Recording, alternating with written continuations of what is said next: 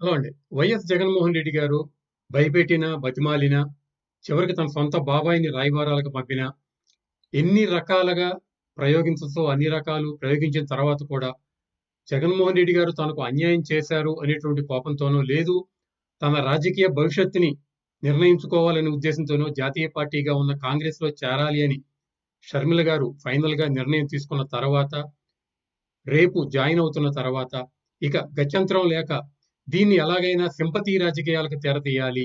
దీని ద్వారా మనం సింపతి సాధించాలి. ఏవైతే మనం బట్టనొక్కుడు కార్యక్రమంలో వస్తున్నటువంటి ప్రభుత్వ డబ్బుతో తీసుకొస్తున్నటువంటి అమాయక ప్రజలకి ఏదో రకంగా చెప్పి, ఏడిచినట్టు నటించి, బాధపడుతున్నట్టుగా నటించి, వాళ్ళ సానుభూతి పొందాలి, ఆ ఓట్లు పొందాలనే ఉద్దేశంతో జగన్మోహన్ రెడ్డి గారు ఈరోజు ప్రభుత్వ కార్యక్రమంలో చంద్రబాబు నాయుడు గారిని యథావిధిగా తిట్టే కార్యక్రమంలో భాగంగా ఆయన చెప్పిందేంటంటే, ముందు ముందు అంటే రాబోయే కాలంలో కుటుంబాల మధ్య కూడా విభేదాలు సృష్టించి రాజకీయాలు చేయాలనుకుంటున్నారు. కుట్రలు చేయాలనుకుంటున్నాడు చంద్రబాబు నాయుడు అని చెప్పడం జరిగిందండి. అయితే వైఎస్ ఫ్యామిలీలో జగన్మోహన్ రెడ్డి గారి మధ్య గాని, జగన్మోహన్ రెడ్డి గారికి, షర్మిల గారికి మధ్య గాని, జగన్మోహన్ రెడ్డి గారికి ఆయన తల్లి విజయమ్మ గారికి మధ్య విభేదాలు సృష్టించింది చంద్రబాబు నాయుడు గారా? జగన్మోహన్ రెడ్డి గారా? అని ఆలోచిస్తే కష్టపడి పాదయాత్రలు చేసి, ఊళ్ళెమ్మటే తిరిగి, పచ్చి అబద్ధాలు పదే పదే చెప్పి, తండ్రి లేని బిడ్డ, అమాయకుడు, ఒంటరివాడు, ఆదరించండి, ఓట్లేయండి, దేవుడి బిడ్డ అని చెప్పి నానా రకాలుగా ప్రజల్ని మభ్యపెట్టి ఓట్లు సంపాదించి నిన్ను ముఖ్యమంత్రి చేసిన తర్వాత జగన్మోహన్ రెడ్డి గారి తల్లిని గాని, జగన్మోహన్ రెడ్డి గారి చెల్లిని గాని ఎందుకు విస్మరించడం జరిగింది? వాళ్ళని ప్యాలెస్ నుంచి ఎందుకు బయటికి పంపించడం జరిగింది? అనేది గనక ఆలోచిస్తే, ఈ విషయంలో చంద్రబాబు నాయుడు గారు జగన్మోహన్ రెడ్డి గారికి నువ్వు ముఖ్యమంత్రి అయ్యావు కాబట్టి, నువ్వు నీ చెల్లిని గాని, తల్లిని గాని పట్టించుకోవాల్సిన అవసరం లేదు. వాళ్ళ ఇంటి నుంచి పంపించేసేయి. అప్పుడు రాజకీయంగా నీకు అడ్డుండరు అని ఏమైనా సలహా ఇచ్చారా? లేదు. 4 ఏళ్ల పాటు షర్మిల గారిని పట్టించుకోకపోతే, షర్మిల గారు తెలంగాణలో పార్టీ పెట్టి ప్రయోగం చేసి, ఆ ప్రయోగం విఫలమైతే, తప్పనిసరి పరిస్థితుల్లో కాంగ్రెస్‌లో చేరాలి. తనకు అన్యాయం చేసిన అన్న మీద పగ తీర్చుకోవాలనే పట్టుదలతో ఉంటే, చంద్రబాబు నాయుడు గారు షర్మిల గారిని పిలిసి ఏమన్నా నీ అన్నకు వ్యతిరేకంగా ఉండు అని ఏమన్నా చెప్పారా? ఒకవేళ చంద్రబాబు నాయుడు గారు షర్మిల గారిని బెదిరించి నువ్వు గనక కాంగ్రెస్‌తో చేరకపోతే, జగన్మోహన్ రెడ్డి గారి ఓట్లు చేల్చకపోతే నిన్ను కేసుల్లో పెట్టి ఇరికిస్తానని బెదిరించారా? ఆ విషయాన్ని ఈ రోజు మిమ్మల్ని కలిసినటువంటి షర్మిల గారు మీకేమైనా చెప్పారా? అని గనక ఇవన్నీ గనక ఆలోచిస్తే పచ్చి అబద్ధాల్ని, పచ్చి అభూత కల్పనల్ని కేవలం నటిస్తూ బాధపడుతున్నట్టు, ఏడుస్తున్నట్టు చాలా అన్యాయం అయిపోయినట్టుగా బాధపడుతూ అమాయక ప్రజల్ని మభ్యపెడతానన్న ఉద్దేశంతో జగన్మోహన్ రెడ్డి గారు చేశారేమో అనిపిస్తుంది గానీ, లేకపోతే నిజంగా ఆంధ్రప్రదేశ్‌లో కుటుంబాలను చీల్చటం గాని, అన్నదమ్ముల మధ్య రాజకీయ లాభాల కోసం విద్వేషాలు సృష్టించటం గాని చేసిందే మొట్టమొదటగా వైఎస్ రాజశేఖర రెడ్డి గారు. ఆ తర్వాత దాన్ని కొనసాగిస్తూ జగన్మోహన్ రెడ్డి గారు అనే విషయాన్ని ఇక్కడ మనం ఎగ్జాంపుల్స్‌తో చూస్తామండి. మొట్టమొదటి ఎగ్జాంపుల్ ఏంటంటే, నారా చంద్రబాబు నాయుడు గారి రాజకీయ ఎదుగుదలను ఆపటం కోసం ఆయన కుటుంబం నుంచి ఆయన సోదరుడైనటువంటి నారా రామ్మూర్తి నాయుడు గారిని మొట్టమొదటగా చీల్చింది, కాంగ్రెస్‌లోకి తీసుకువెళ్ళింది వైఎస్ రాజశేఖర రెడ్డి గారు.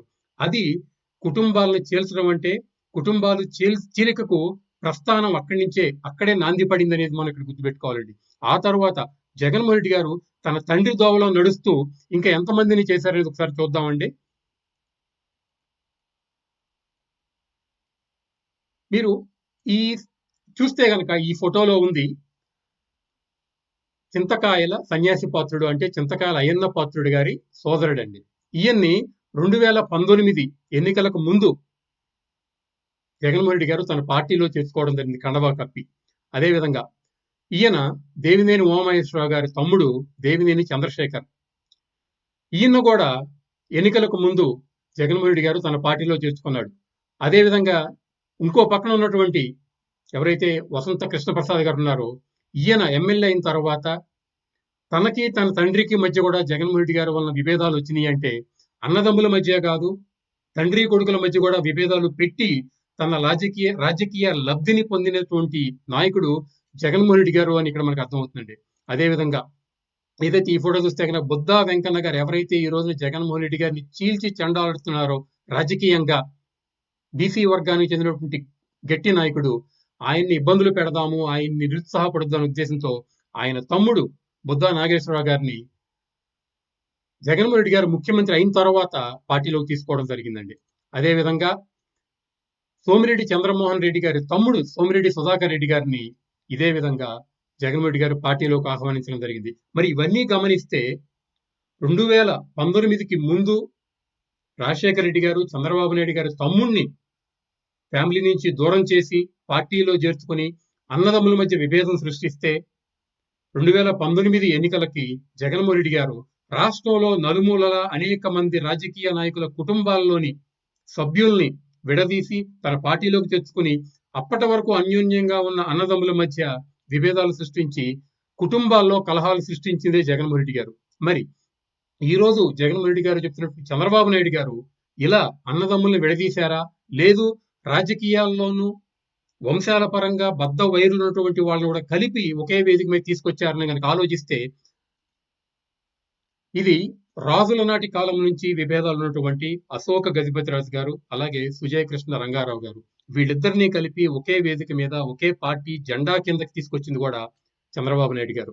అదేవిధంగా జేసీ వర్గం పరిటాల వర్గం అంటే అనంతపురంలో రాయలసీమలో విభేదాలు ఉన్నాయి అనేది ప్రతి వాడికి తెలిసిందే. వాళ్ళ మధ్య విభేదాలు చాలా తీవ్ర స్థాయిలో వైఎస్ రాజశేఖర రెడ్డి గారు ఉన్నంత వరకు ఉండేవి. కానీ చంద్రబాబు నాయుడు గారు వచ్చిన తర్వాత ఆ జేసీ పరిటాల కుటుంబాలని ఒకే పార్టీ కిందకి ఒకే కండవాకి తీసుకొచ్చి వాళ్ళిద్దరిని కలిపి ఒకే డయాస్ మీద తీసుకొచ్చి చాలా అన్యోన్యంగా సోదర భావంతో మెలిగే విధంగా చేసింది కూడా చంద్రబాబు నాయుడు గారి. అదే విధంగా చూస్తే జేసీ పవన్ రెడ్డి గారు జేసీ శ్రీరామ్ పరిటాల శ్రీరామ్ కలిసి అన్యోన్యంగా ఒకే ఎన్నికల్లో పాల్గొన్నారంటే అది ఫ్యాక్షన్ ని నిర్మూలిద్దాం అందరూ అన్యోన్యంగా ఉండాలనే ఉద్దేశంతో చంద్రబాబు నాయుడు గారు తీసుకున్న నిర్ణయం అని ఇక్కడ మనం గుర్తుపెట్టుకోవాలి. అదేవిధంగా కేఈ కోట్ల కుటుంబాలకి వాళ్ళ తండ్రుల నుంచి ఎన్ని విభేదాలు ఉన్నాయో మనందరికీ తెలుసు. వాళ్ళను కూడా ఒకే డయాస్ మీద తీసుకొచ్చి ఒకే పార్టీ కింద పనిచేసే విధంగా ఒప్పించి ఫ్యాక్షన్ నిర్మూలించినటువంటి నాయకుడు చంద్రబాబు నాయుడు గారు. అదేవిధంగా దేవినేని వంగవీటి ఆ ఫ్యామిలీల మధ్య ఉన్న గొడవల్ని వైఎస్ రాజశేఖర రెడ్డి గారు రెండు కులాల మధ్య ఉన్నటువంటి గొడవలుగా అనేక దశాబ్దాలుగా కమ్మ కాపులకి గొడవలు పెట్టి ఒకళ్ళు బద్ధ శత్రువులుగా చూసుకుంటున్న తరుణంలో చంద్రబాబు నాయుడు గారు అటు దేవినేని కుటుంబంలోని వారసుల్ని వంగవీటి కుటుంబంలోని వారసుల్ని ఒకే డయాస్ మీదకి ఒకే పార్టీలో తీసుకొచ్చి విజయవాడలో గాని కమ్మ కాపుల మధ్య విభేదాలు తగ్గిపోయే విధంగా ప్రయత్నించినటువంటి నాయకుడు చంద్రబాబు నాయుడు గారు. మరి రాయలసీమలో బాంబుల శివారెడ్డి గారు కానీ ఆదినారాయణ రెడ్డి గారి ఫ్యామిలీ కానీ ఎంత వైరంగా ఎంత ఫ్యాక్షన్ తో నడిపారు అనేది కానీ మనం గమనిస్తే చంద్రబాబు నాయుడు గారు ఇటు రామసుబ్బారెడ్డి గారిని కానీ ఆదినారాయణ రెడ్డి గారిని ఒకే పార్టీలోకి తీసుకొచ్చి వాళ్ళని ఒకే పార్టీలో కలిసి మెలిసి పనిచేసి ఫ్యాక్షన్ భావాల్ని ఫ్యాక్షన్ మనస్తత్వాన్ని విడిచి అన్యోన్యంగా ఉండే విధంగా చేయడానికి ముఖ్య కారకుడు చంద్రబాబు నాయుడు గారు. ఇలా మనం ఏ విధంగా చూసుకున్నా కానీ చంద్రబాబు నాయుడు గారు అన్నదమ్ముల్ని అక్క చెల్లెళ్ళని అన్నా చెల్లెళ్ళని అలాగే తండ్రి కొడుకుల్ని విడదీసినటువంటి సందర్భాలు లేనేలేవు. అదే కాకుండా తరతరాలుగా ఫ్యాక్షన్లోనూ వర్గ వైషమ్యాల మధ్య బతుకుతున్నటువంటి కుటుంబాలను కలిపి ఒకే గొడుగు కింద తీసుకొచ్చి వాళ్ళని సుఖశాంతులతో ఉండే విధడానికి ప్రయత్నించినటువంటి నాయకుడు చంద్రబాబు నాయుడు గారు అని ఇక్కడ మనం గుర్తుపెట్టుకోవాలండి.